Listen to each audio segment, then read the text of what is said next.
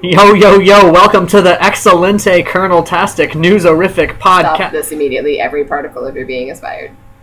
I'm Grant, and I'm here with Colleen, and here's this week's news. In state news, Matt Bevin has been elected the new governor of Kentucky. Upon being elected, he immediately went to work demolishing all hospitals in Kentucky, as well as all of the poor people. Many political analysts are attributing Bevin's victory to the low voter turnout. Reports are coming in saying that, in fact, only 4 people in the entire state of Kentucky voted in this past election. These people are reported to have been Matt Bevin, Jack Conway, Drew Curtis, and Drew Curtis's mother, the deciding vote. When asked about why she voted for Bevin, Curtis's mother replied, "Well, Curtis was my top choice, being my son and all, but he was running as an independent, and I didn't want my vote to be a throwaway. You just need to be affiliated with a party to be politically viable as a candidate in this current environment, you know? And I was right. Look, he didn't win. Way to go, son. You disappointed your mother once again." In campus news, reports are coming in that several of the flares being fired at students in the Wheelie T area have actually been inadvertently hitting birds instead. Upon hearing this distressing news, those firing the flares have promised to aim better next time. This just in. Apparently, Shakira's hips have just been convicted of perjury. More on this story as the details shake themselves out. In social media news, the favorite function on Twitter, usually represented by a star, has been replaced by a symbol of a heart, causing a bit of an outrage with Tweeple, or Twitter people.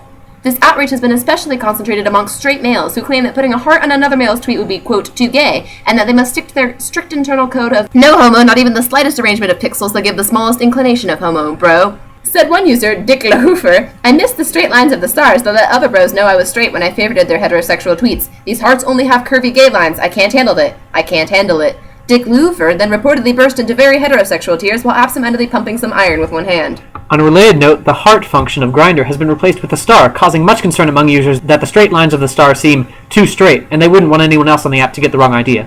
"These stars, man, I don't know," said one user, Dubro69. "I just worry that someone's going to look at my profile, see all those straight lines, and think that I don't want that thick, meaty throb knob. And that's the last impression I want to give off." In entertainment news, the first promo pictures for the Harry Potter prequel film Fantastic Beasts and Where to Find Them have been released, and in honor of that, we have a special guest in here to talk about the fantastic beasts we can observe on our very own campus. Welcome, Justerico Gecko. Righto! As you can see, I've brought in some excellent species that I caught and tagged all by myself, just as I was walking here across the wildlands of campus. Oh, great. So here we have the majestic tree mouse, native to Africa, but of course, it has made its own home here as it's stowed away on ships and trains throughout the years. You cannot take a train from Africa to North America. Perhaps one of the most interesting features of the majestic tree mouse is its inability to use a can opener. Obviously, this has caused it some problems in the wild, so it has learned to adapt, evolving over the years into a fearsome predator. Are you sure that's not a squirrel? That looks a lot like a squirrel. Excuse me, mate. Which of us has a flawless wilderness accent? Just because you're Australian doesn't mean... Next up, we have an even more ferocious predator. Look at the size of its teeth, the tensions of its rippling back muscles, the almost metallic luster of its fur. What a magnificent creature. Truly, a predator to be feared and respected. This is known as the copper meow. Isn't that the Wildcat statue? How did you even get that in here? But perhaps even more interesting is what I found beneath it as I tranquilized this fearsome yet impressive beast. As I levered it from its perch upon its home rock, I found this creature beneath it, the perpetually sleeping classmate. No one knows where this classmate came from or what class it is supposed to be taking, yet somehow it remains silent. Druid. That's literally just a worm. You invited him. Be warned, the most dangerous beast of all is next. Is that just a bag of trash? It is. It is a bag of trash. It exudes a stench to warn off attackers, much like the noble skunk.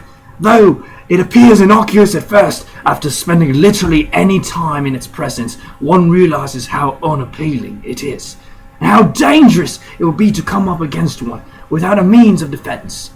Its fur is matted, congealed, surrounded by flies. Yes, beware this creature, the rogue UK dining in the wild. And always be prepared in case it sneaks up on you unannounced. Please leave our studio. Can we keep the Wildcat statue, though? No, we cannot keep the Wildcat statue for very long. Let's hear a word from our sponsors. All my life, I've wanted to eat animal crackers. I've wanted to so badly, but I never could. It's their eyes. Their piercing, haunting eyes. Whenever I bring them up to my face, ready to be devoured, I would look into their little eyes, brimming over with innocence. What if that cracker has a family, I would wonder. a cracker wife and little cracker children, and I wouldn't be able to do it. All of my friends would have animal cracker eating parties without me. I lived a lonely life for the longest time. Until I discovered plant crackers. Plant crackers! They're like animal crackers, but with no soul! Plant crackers! Order yours today! Disclaimer. Contains no actual plant products. Plant crackers are made entirely out of meat. Product may not be available in certain regions. Battery is not included. One size fits most. Some assembly required. Please drink responsibly. Has this ever happened to you? Then you probably have cancer, but luckily for you, we have a pill you can take to prevent it from spreading to those you love if you're not a heartless monster. Cytofluvenol. Ask your doctor about cytofluvenol today. Warning: side effects may include sneezing, coughing, wheezing, farting, grunting, and cancer. If thoughts of suicide, homicide, regicide, or spermicide occur, cease your intake at once. Do not take cytofluvenol. If you are pregnant, may become pregnant, or have a parent who has been pregnant at some point in the past, do not take cytofluvenol within 48 hours of consuming food. Do not take cytofluvenol in conjunction with any other placebos. Do not take cytofluvenol. If after taking cytofluvenol you do not poop for 3 consecutive weeks, contact a doctor immediately or your bowels will shrivel up. Contact a doctor immediately if you experience any of the following: dizziness, drowsiness, vomiting, deja vu, diarrhea, the feeling that you're being watched, you're not promised, hallucinations, deja vu, hiccups, or death. Cytofluvenol. Take it now. And now for some more dating tips with our resident romantic expert, Steph. Hello, everyone! Several weeks ago, we learned how to pick up a man. Today, you'll learn how to put him down. Sorry to leave you and the man folk you picked up hanging, both literally and figuratively. I have been backpacking in Scandinavia to seduce particularly elusive menfolk by using only dental floss, a marmot, and my bare hands. And the marmot's bare hands. Okay, so you want to take full advantage of the manfolk's vulnerable position to put him down as forcibly as possible. Chastise him while he can't escape. Look him straight in the eyeballs and say something like this: I hate the way your hair looks. Your nose is crooked. You have no purpose in life. Your parents only pretended to love you. Your eyebrows are way off fleek, and so is your life. Also, the print on your shirt is just a bit too gaudy.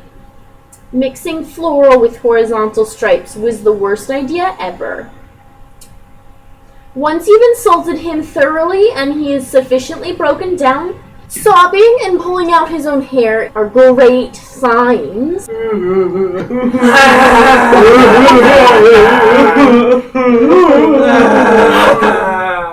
Then hoist him over your other shoulder and begin again. Do you need a handkerchief, sir? No. I'm just so seduced right now. Tune in next week for making Tinder out of menfolk. Do you mean joining Tinder? No. In national news, voters in Ohio recently rejected the bill to legalize marijuana.